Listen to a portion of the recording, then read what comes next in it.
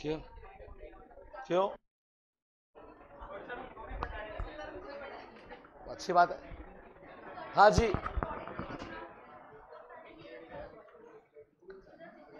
हाँ बिल्कुल सही बात है बेटा, गुड। और बेटा ये गेट बंद कर देंगे एक बार। तो बेटा कल कहाँ तक बचे थे? मैथ तो बेटा यही था, मैं कहाँ तक गया था? हाँ मेरे को आने नहीं दिया इन लोगों ने। डाउट उसके प्रोडक्शन के।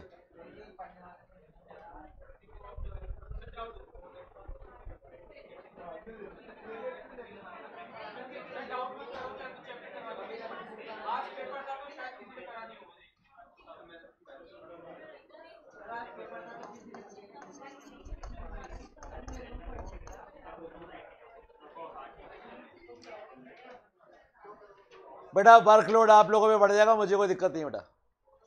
अगर आपने प्रोडक्शन के क्वेश्चन नहीं किए हैं बेटा अभी तक, ये कह रहे हमने किए नहीं है प्रोडक्शन क्वेश्चन।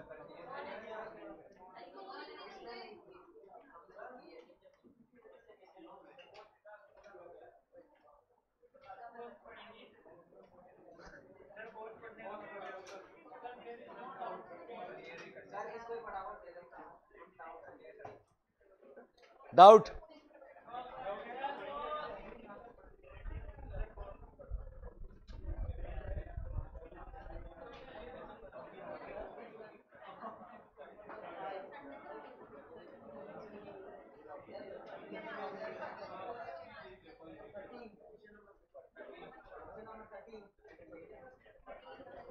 इस पे शायद कुछ डाउट हो गए थे, नहीं हुए थे?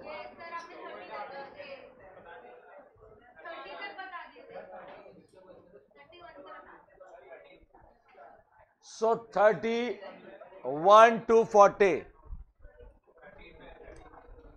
13।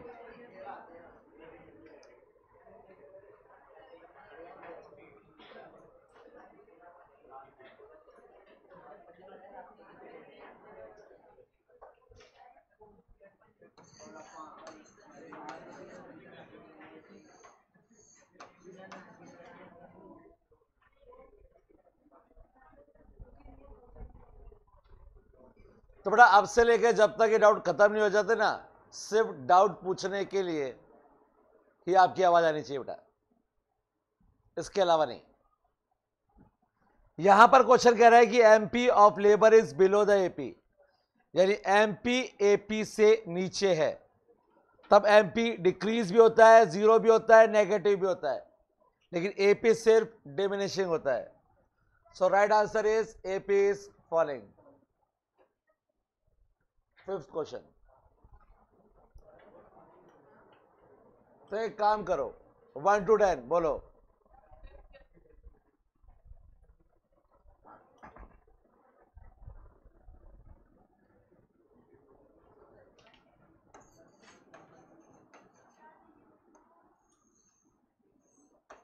बेटा ये कर्व याद है क्या आपको?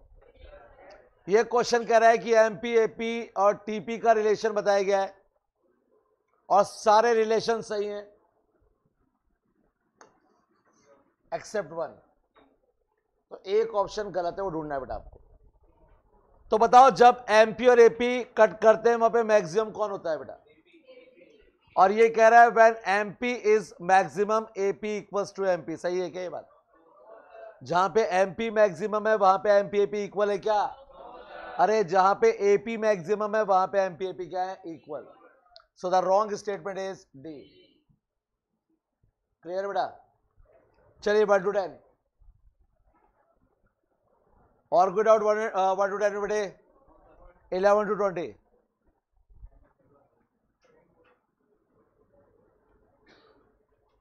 Eleven to 21।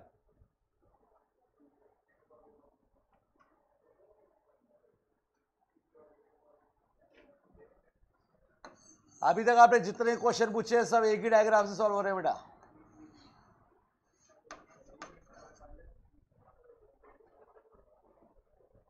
बेटा मैंने लास्ट क्लास में बताया था कि जब कोई चीज मैक्सिमम पर होती है, याद है क्रिकेट का ऑप्शन दिया था, छत पे क्रिकेट खेल रहे थे, बॉल फेंकी थी, मैक्सिमम पे आई थी। तो जब कोई चीज मैक्सिमम पे होती है तब ना तो इंक्रीज हो रही होती है ना ही वो डिक्रीज। तो जहां पे एमपी एपी इक्वल होते हैं वहां पे एपी मैक्सिमम होता है, और जब कोई चीज मैक्सिमम होती है तब वो ना तो डिक्रीज हो रही होती है ना ही वो इंक्रीज। 21 to 30 बेटा।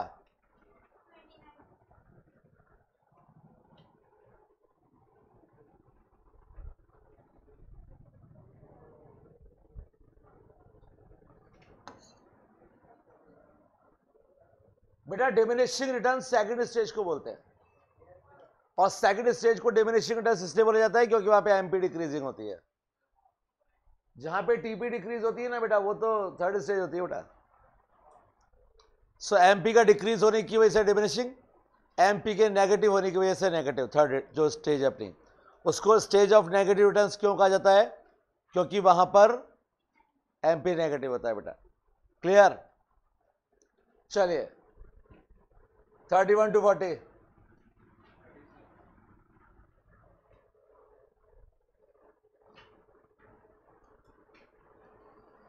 बेटा इनपुट्स, ऑल इनपुट्स, यानी आप सभी इनपुट को चेंज कर सकते हो, मतलब आप लॉन्ग रन में हो। कहां बेटा आप? और 3 टाइम्स आपने इनपुट इंक्रीज किया, आउटपुट इंक्रीज हुआ है 2 टाइम,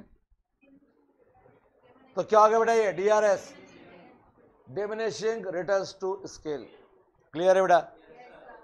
चलिए 40 तक और कोई डाउट? तो 50 तक बोलिए बेटा।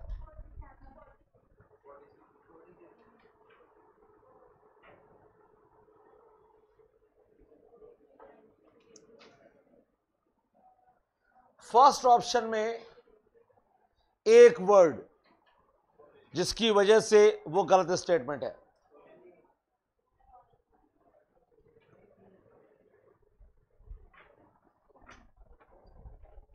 और बी ऑप्शन में एक वर्ड जिसकी वजह से स्टेटमेंट सही है।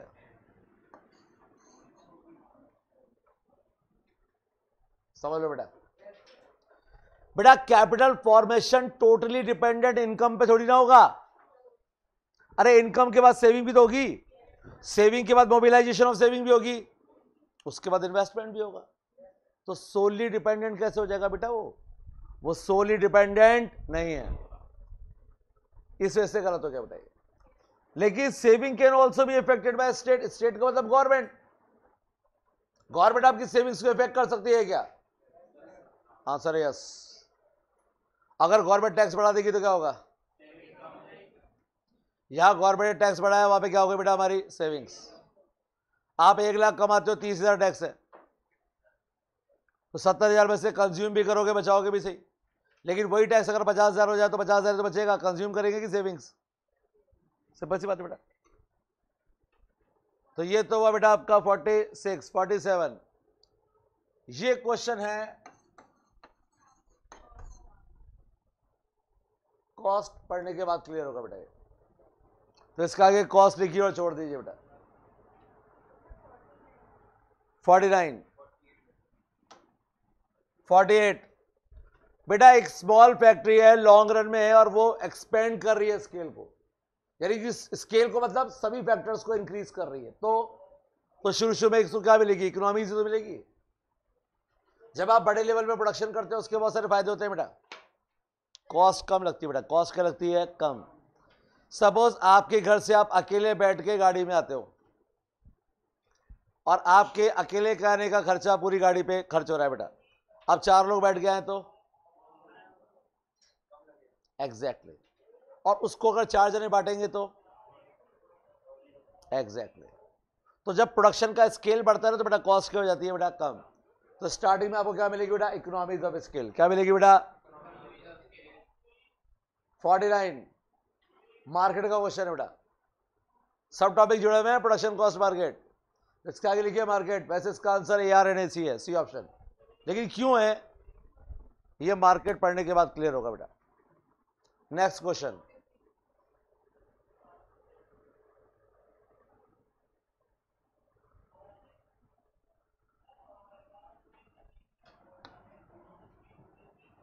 मैंने बताया था इंक्रीजिंग रिटर्न्स मतलब डिक्रीजिंग कॉस्ट। और डिक्रीजिंग रिटर्न्स मतलब इंक्रीजिंग कॉस्ट। सिंपल है बेटा, एमसी डिक्रीजिंग है बेटा यहां पर, तभी तो क्या मिलेंगे आपको, इंक्रीजिंग रिटर्न्स। और बोलिए बेटा। अच्छा 54 भी है, 1 मिनट।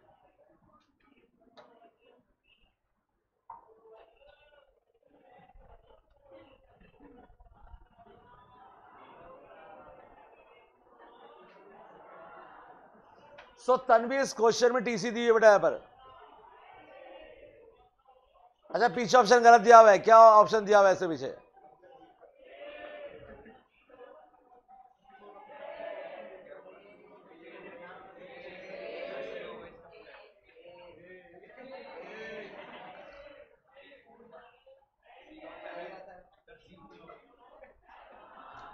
तो पीछे सी दिया हुआ है और आपका मानना है कि ये गलत ऑप्शन है।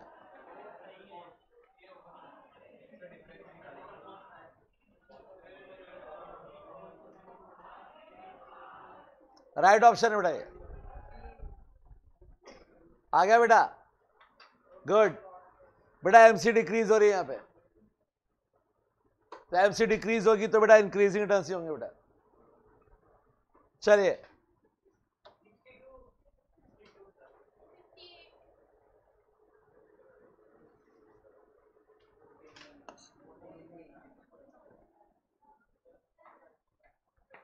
इंडिविजिबिलिटी क्या होती है पता है?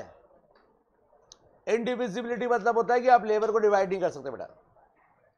आपको घर पे लेबर लगाने कितने लगा सकते हो बेटा आप? 1 2 3 4.25 लगा सकते हो क्या? 4.25 2.5 1.5।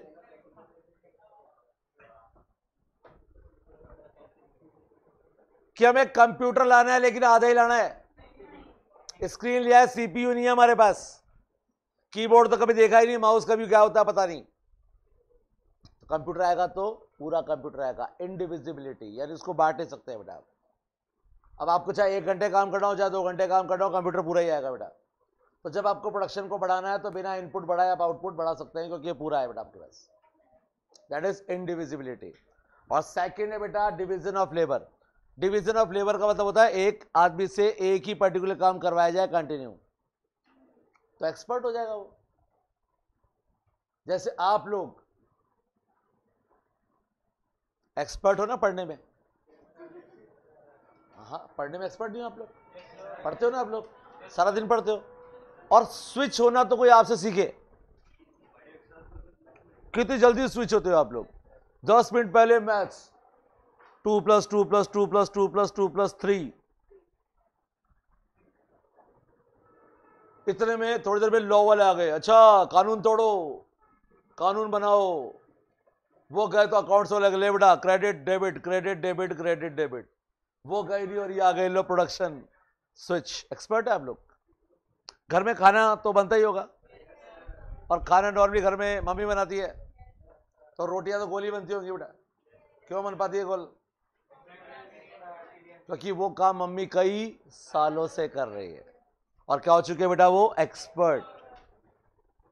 इसलिए बेटा इससे स्पेशलाइजेशन होता है बेटा। क्या होता है बेटा?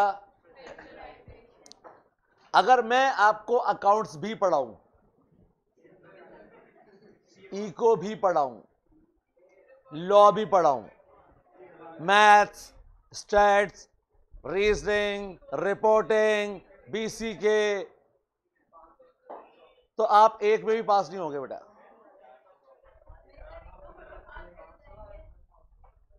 अरे जब सारे पढ़ाऊंगा तो इको भी ढंग से कहां से पढ़ाऊंगा बेटा मैं? जो फैकल्टी 5 सब्जेक्ट पढ़ाती है ना बेटा, वो कभी भी एक्सपर्ट नहीं होती बेटा, मेरा मानना ही है बेटा। मैंने जब पढ़ाना शुरू किया था मैं कुछ भी पढ़ा सकता था बेटा, लेकिन मैंने सिर्फ एक सब्जेक्ट चूज किया और वो क्या था बेटा? इकोनॉमिक्स। और आप इतने साल से एक सब्जेक्ट पढ़ा रहे हैं, इसलिए आप क्या हो गए बेटा उसमें? स्पेशलिस्ट। तो बेटा इसकी वजह से भी आपको इंक्रीज इंटरेस्ट मिलते हैं बेटा। तो राइट ऑप्शन है सी, बोथ ए एंड बी। और बोलिए बेटा 62।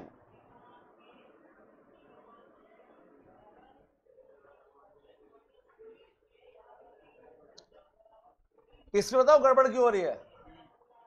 क्योंकि पहले जो क्वेश्चन था ना बेटा वो अलग था। तो क्वेश्चन में तो करेक्शन कर दिया, पर वो आंसर में शायद गलती से भूल गए करेक्शन करना। पहले जो क्वेश्चन था ना, तब यहां पर एमपी था, और इसके अकॉर्डिंग इसका जो आंसर था बिल्कुल सही था। वो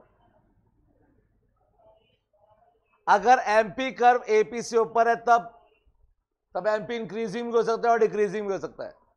तो उसके अकॉर्डिंग राइट ऑप्शन क्या दिया हुआ था? D, none. हम नहीं कह सकते भैया इंक्रीज हो रहा है कि डिक्रीज, लेकिन क्वेश्चन में करेक्शन हो गया था बेटा।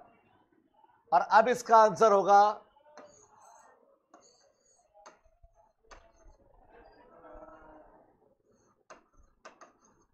so when MP is above the AP then AP is increasing। अरे इंक्रीजिंग ही तो है, जब एमपी एपी से ऊपर है तो एपी क्या इंक्रीजिंग ही तो है। वहां पे तो इक्वल है ना, अबव थोड़ी ना है, इक्वल ही तो है बेटा वहां पे तो बड़ा। तब तक तो एपी क्या बेटा इंक्रीजिंग ही है। सो राइट आंसर अब क्या बेटा? इंक्रीजिंग। सही कर लो पीछे बेटा, पीछे इसका ऑप्शन डी दिया बेटा। चलिए 70 तक बोलिए बेटा। 65, 66।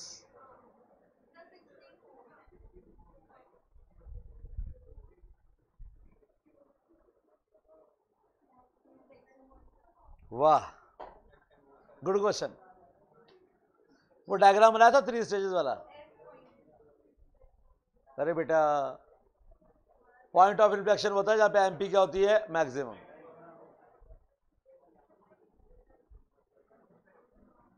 बेटा एक डायग्राम कितनी बार बनवाओगे बेटा? अब तो डायग्राम भी थक गया बोले बस भाई साहब।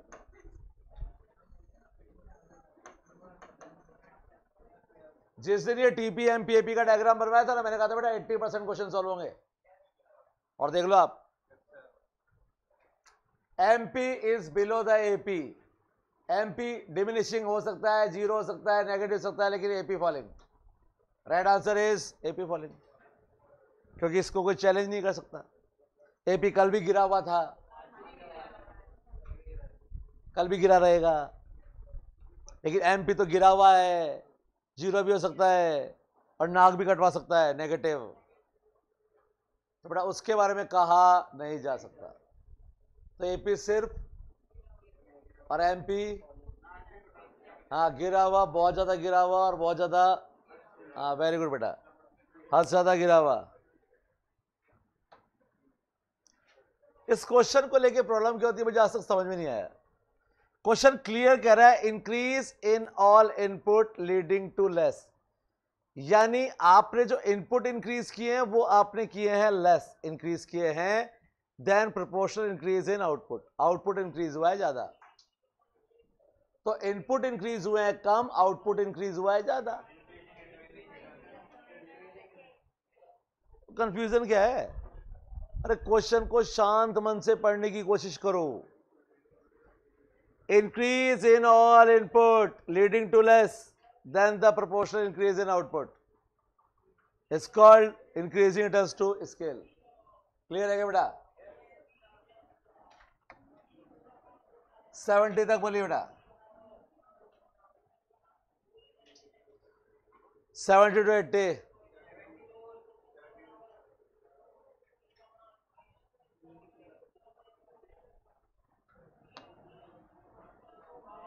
IRS DRS के रीजन लिखाए थे मैंने आपको, और कुछ देखने सोचने समझने की जरूरत ही नहीं बेटा।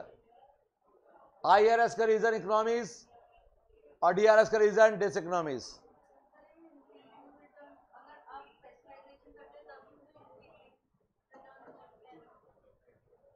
ये तो शॉर्ट रन में होता है ना बेटा। मजबूरी का नाम, वेरी गुड, वही है बेटा। ये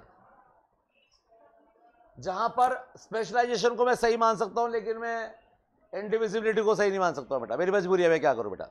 और मेरी क्या, मेरी इकोनॉमिक्स तो बेटा उनकी मजबूरी है बेटा। उन्होंने कहा तो हमें मानना पड़ेगा, क्योंकि हम बहुत आज्ञाकारी हैं बेटा। वो कहते हैं और हम मान लेते हैं बेटा। 72 के बाद कौन सा था भाई? 74 बेटा। अरे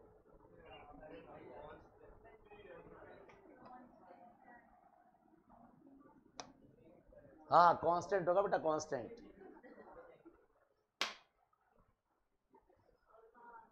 नहीं नहीं, कांस्टेंट होगा बेटा, कांस्टेंट। क्लास में ना चीख चीख के गला खराब करके बताया था लॉन्ग रन में आउटपुट कभी डिक्रीज नहीं होगा। अरे हो ही कांस्टेंट डिमिनिशिंग डिमिनिशिंग। शुक्र मनाओ कि ये इंस्टीट्यूट है। अगर ये स्कूल होता और आप लोग स्कूल के स्टूडेंट होते तो अभी तक तो मैं आपके पेरेंट्स को बुला चुका होता। ये आपके बच्चे हैं कांस्टेंट रिडक्स स्केल और दूसरे नेगेटिव वाले भी हैं। सोचिए फिर आपका क्या होता, क्या होता आप लोगों का। कितने लोगों ने अपने पेरेंट्स से मार नहीं खाई कभी?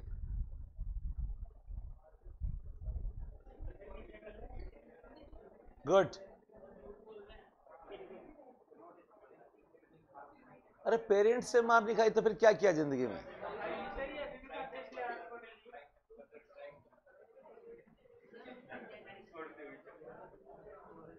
खानी चाहिए मार।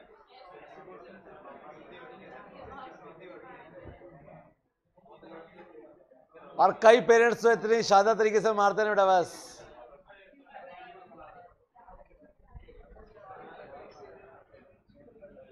अगली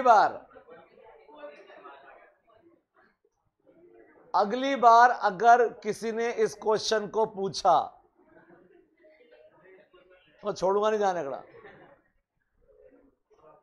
फिर बता रहा हूं लॉन्ग रन में आउटपुट कभी डिक्रीज नहीं होता, हो ही। क्लियर है क्या? तो अगली बार अगर बोला ना कौन था वो कांस्टेंट और कौन था वो डिमिनिशिंग वाला, कौन था डिमिनिशिंग वाला?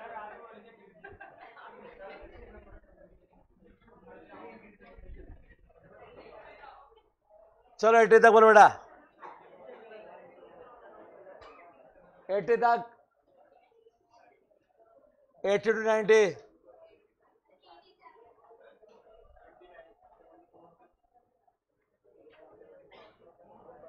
74 और 79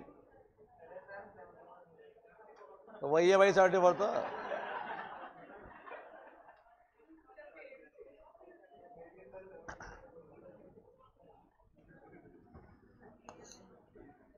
किसी भी क्लास में बच्चे रिकॉर्ड टूटने नहीं देते ये लोग। जब मैंने आपको कांस्टेंट रिडक्स स्केल लिखाया था ना और लास्ट में अंडरलाइन किया था और मैंने कहा था बेटा ये डाउट आएगा ही आएगा, कितना ही बता दो लेकिन डाउट, तो आपने परंपरा को कायम रखा, धन्यवाद।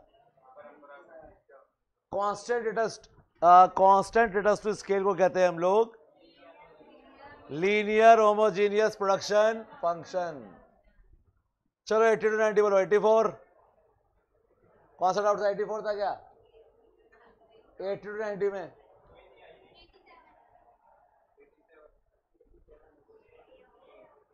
बेटा उस दिन अंडरलाइन करवाया था बेटा, लेबर का कंट्रीब्यूशन 3/4 और कैपिटल का 1/4। और बोलिए बेटा।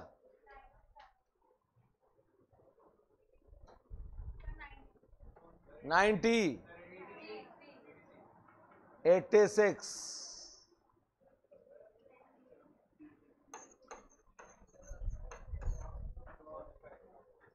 लिखिए बेटा। कॉस्ट पढ़ने के बाद क्लियर करेंगे बेटा इसको।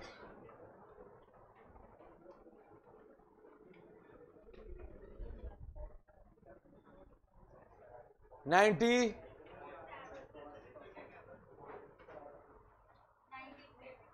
90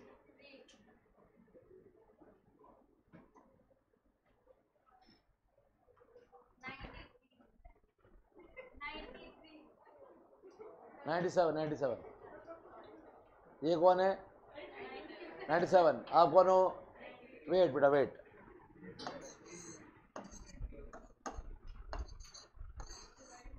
बेटा अगर ये एक डायग्राम आप बना लो ना तो आपके सारे क्वेश्चन सॉल्व हो जाएंगे बेटा।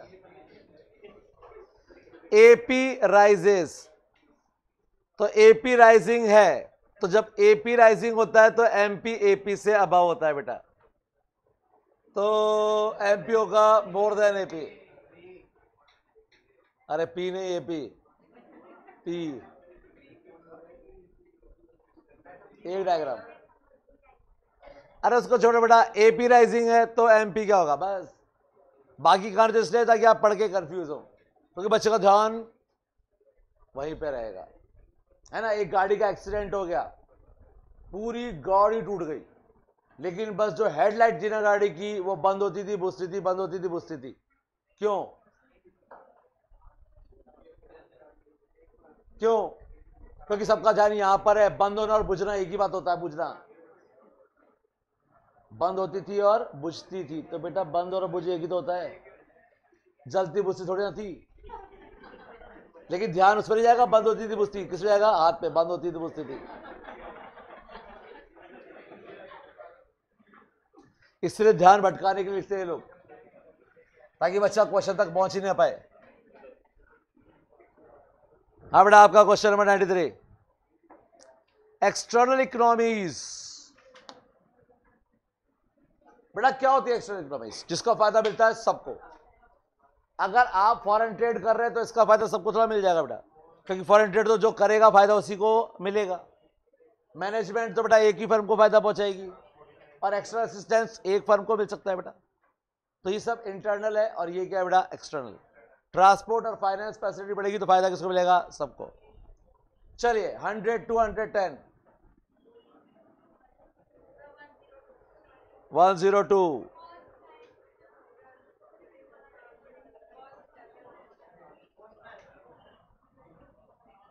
और काय को कॉस्ट का है, 50 क्वेश्चन सॉल्व कर लिए वाले। डिमिनिशिंग रिटर्न्स, इंक्रीजिंग कॉस्ट, यह डायग्राम भूल गए वाला, एमपी और एमसी।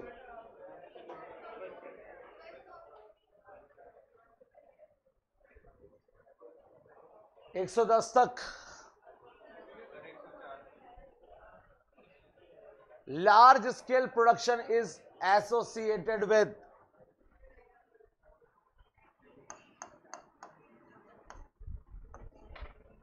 करेक्शन कर लो बेटा, नॉट एसोसिएटेड विद अनमैनेजरियल इकोनॉमीज। तो मैनेजरियल इकोनॉमीज मिलेगी तो फायदा मिलेगा, लेकिन अनमैनेजरियल से फायदा नहीं मिलेगा बेटा।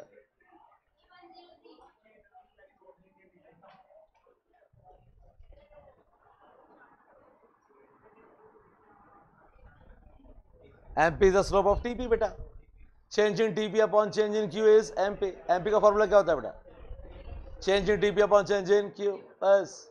और बोले बेटा 10 तक, 11 to 20,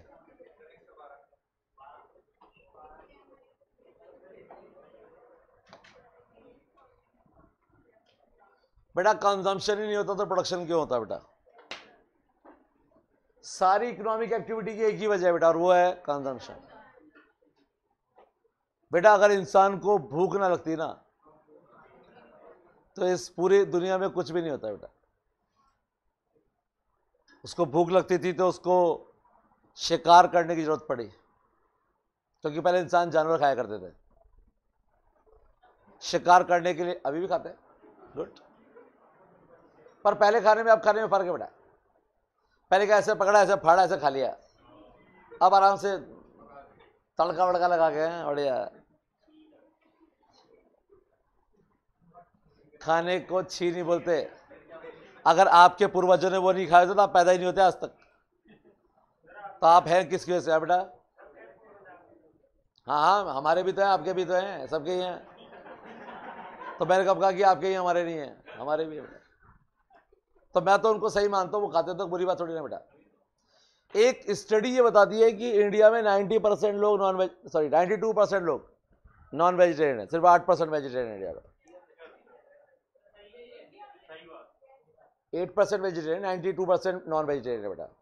सबसे ज्यादा वेजिटेरियन आपको मिलेंगे राजस्थान, गुजरात, इसके अलावा किसी स्टेट में नहीं है बेटा। दो स्टेट जहां पर आपको सबसे ज्यादा जो वेजिटेरियन मिलेंगे वो राजस्थान और गुजरात है, इसके अलावा पूरे इंडिया में नहीं है बेटा।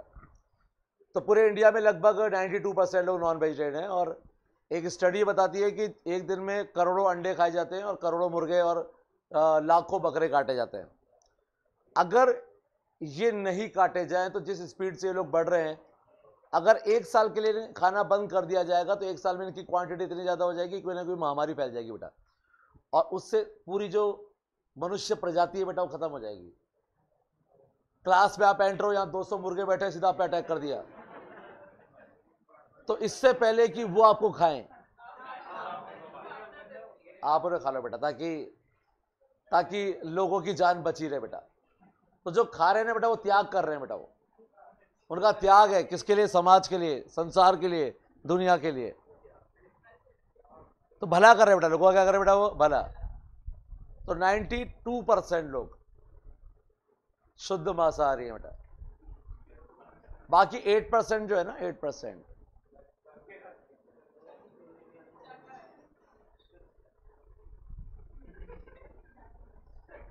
बेटा शाकाहारी तो एक भी नहीं है बेटा।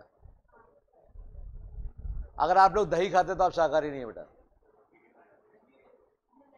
दही तो जिंदा होते हैं। दही तो आप कभी माइक्रोस्कोप पे देख लेना, उसमें जिंदा कीड़े होते हैं, उसमें तो बैक्टीरिया, और वो अपन चीनी मिला के पीते हैं बेटा, लस्सी बना के, जिंदा कीड़े। शाकाहारी।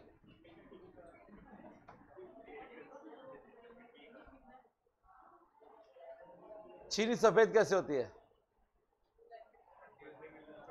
गन्ने का जूस तो हरे रंग का होता है, चीनी सफेद कैसे होती है? हड्डियों के चूरे सफेद करते हैं उसको, जानवरों की हड्डियों का चूरा, उसे सफेद करते हैं चीनी को।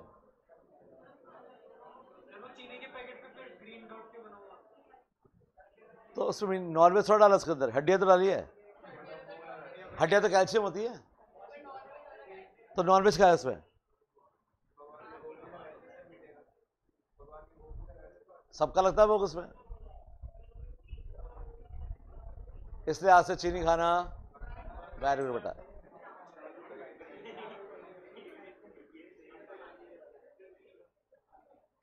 बेटा मजाक करो, सीरियसली मत ले लेना। चीनी प्योर वेजिटेरियन ही होती है बेटा, जिस प्रोसेस उसको बनाया जाता है उससे वाइट हो जाती है बेटा। तो कृपया करके कहीं घर पे जाके आज चीनी के डब्बे फेंक दो आप सारे, धर्म भ्रष्ट हो गया हमारा। नहीं बेटा, चीनी प्योर वेज है बेटा, वो गन्ने से बनती है बेटा, और किसी प्रकार की कोई हड्डियां उसमें नहीं मिलाई जाती है बेटा। चलिए 20 तक बोले बेटा, 30 तक बोले बेटा, 126,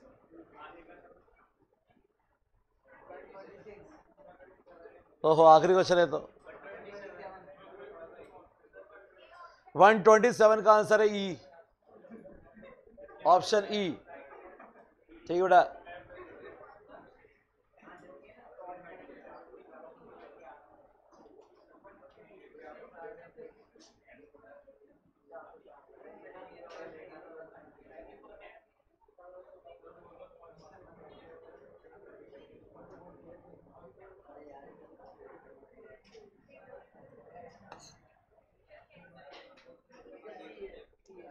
बेटा 1/4 कितना होता है? और 1/3 कितना होता है? तो आपने 0.25 इनपुट बढ़ाए और 0.33 प्रोडक्शन बढ़ गया, तो ज्यादा ही तो बढ़ा बेटा, तो IRS हो गया ना बेटा। लोग ये देते हैं 1/4, ये 1/3, अच्छा ये कम है ये ज्यादा है, अरे वो 1/4 है 1/3 है।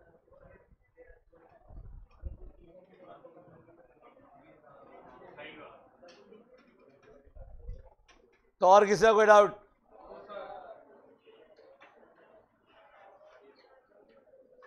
तो स्टार्ट कीजिए, कॉस्ट स्टार्ट कीजिए, हेडिंग लिखिए कॉस्ट। अभी तो बहुत टाइम बेटा, पूरे 5 मिनट।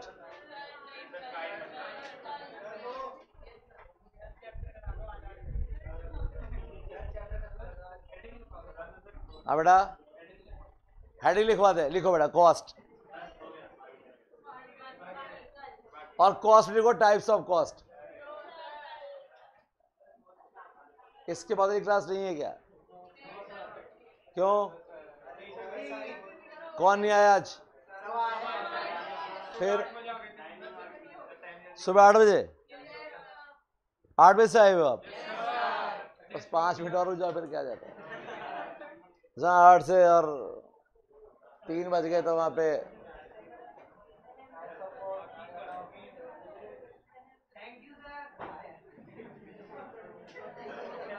बेटा मैं कोई चीफ गेस्ट नहीं हूं जो भाषण देने आए हैं बेटा, और लोग ताली बजाते हैं। जब स्टेज पे आते हैं ना चीफ गेस्ट, और बच्चे 15 मिनट 20 मिनट आधा घंटा सुनते हैं, और सबसे बुरी बात तो तब लगती है जब उनको कहते हैं कि आप 2 शब्द कहिए, और वो 2 शब्द में इतनी लंबी कहानी, अपना पूरा खानदानी कहानी सुना देंगे। मैं जब छोटा बच्चा था, मैं स्कूल में हमेशा टॉप करता था, अब उसके ग्रुप का कोई और बैठा हुआ, मैं फेल होता था। काया का टॉप करता तो बेसिकली देखा जाए तो बेटा ऐसे लोग जब आते हैं ना स्टेज पे, तो बच्चों का जो रिएक्शन होता है ना कि 15-20 मिनट वो बहुत ध्यान सुनते हैं बेटा, उसके बाद तालियां बजाना शुरू कर देते हैं बेटा, खुद ही शर्मिंदा हो गए। और एक स्टेज पर एक आदमी को बुलाया गया, मैं वहां पे गया हुआ था, और उससे कहा गया कि 2 शब्द कहिए। बोले नहीं यार रहना दो यार। बोले नहीं आपको आना पड़ेगा। अरे बोले रहना दो यार, वैसा 2 शब्द आपको कहने पड़ेंगे। बोले भाई नहीं कहने, कुछ भी कहना ही नहीं मेरे को। बहुत फोर्स किया, वो स्टेज पे आया, बोले मैं 2 शब्द बोलूंगा, खुश रहो, बाय बाय। 2 शब्द बोलने के लिए कहा था, 2 शब्द बोल दिए। 2 शब्द कहते बेटा, तो आप लोग भी खुश रहो बेटा, ठीक है, कल मिलेंगे बेटा, मजे करो।